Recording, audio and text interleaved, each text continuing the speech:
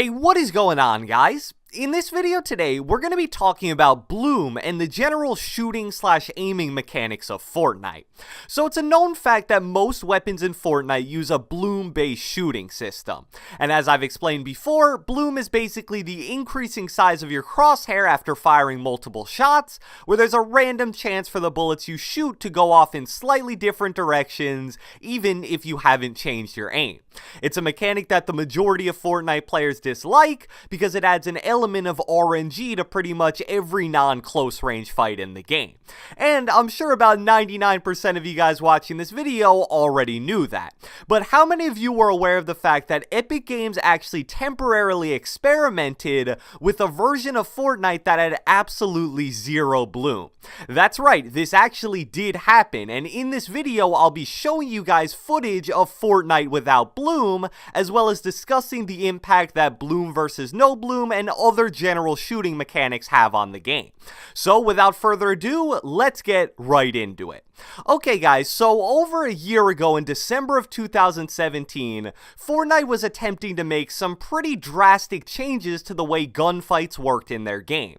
This came in the form of what was basically an LTM known as shooting test. This was a public mode that pretty much anybody could play, and it was a way for Epic to kind of track statistics and gather feedback from players about the shooting changes they temporarily were testing in the mode.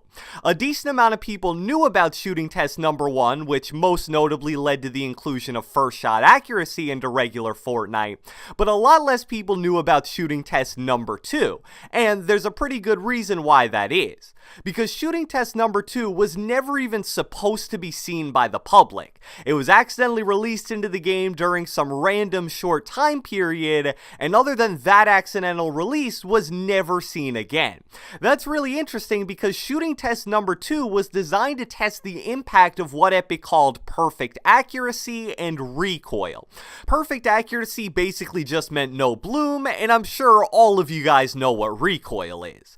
Since it was released at a totally random time with absolutely no announcement, and this was when Fortnite was nowhere near as popular as it is now, there really isn't a lot of footage of this shooting test available online. There's a lot of test number 1, but not much at all of test number 2. Luckily, I was given permission by a YouTuber named Silks to show you guys about 45 to 60 seconds of clips from shooting test number 2, pretty much showcasing what Fortnite looks like without bloom. It's really crazy to see, and he does an awesome job of showing it because he's actually a really good player. So I'll have his YouTube link on the screen, and you guys are definitely going to want to pay attention to this clip because it's something that not many people have ever seen.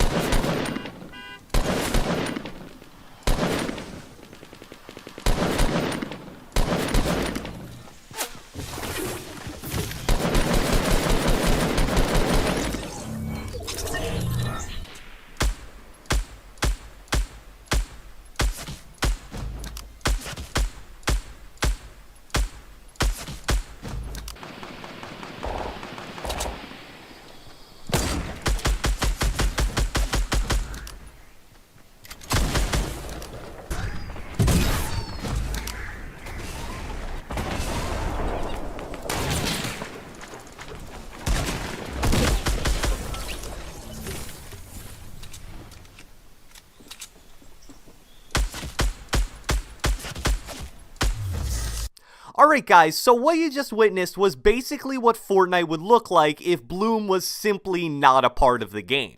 Hopefully you guys realize that because this shooting test took place all the way back during Season 2 of Fortnite, the game was played very differently than the way it's played today. Also, keep in mind that recoil was also present in this clip. I think it was a bit hard to tell simply because Silks was so good at controlling it, but trust me, it was there. And even though I never played it myself, apparently the recoil was actually fairly difficult to control on controller.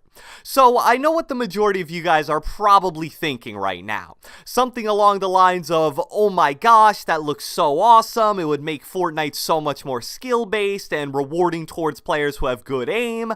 Why didn't they make that change permanent? And I'll be honest, when I first saw this, that was pretty much my reaction as well. But as I began to read more about it and started hearing some opinions from players who actually played the shooting test, I kinda started to change my mind.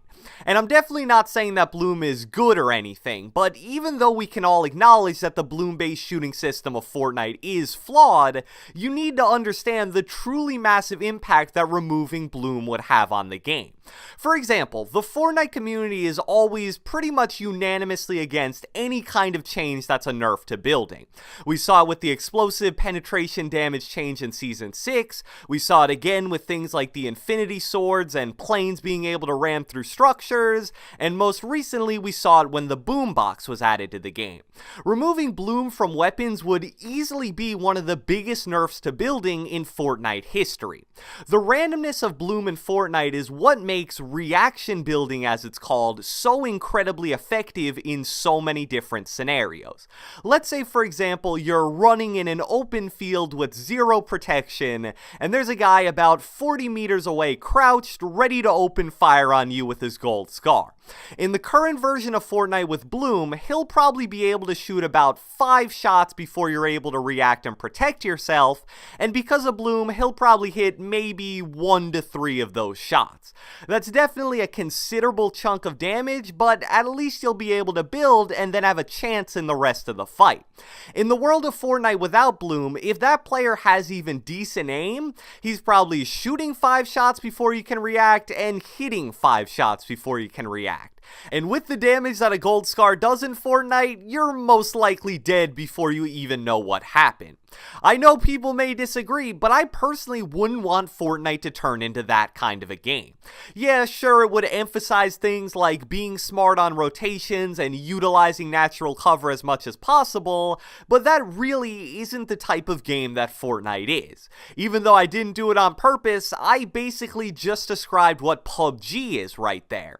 I think that what makes people love Fortnite so much is that because of building, you can play incredibly aggressive 24/7 and still be able to consistently win games. And it's pretty much an undeniable fact that removing Bloom would almost force you to play more passive because you could be lasered by an AR for all of your health at any given second. Also, building upon that, this change would be a pretty major nerf to practically all of the shotguns in the game as well. Even though the shotgun meta in Fortnite has certainly had its fair share of ups and downs, I think most people agree that shotguns in general are good for Fortnite.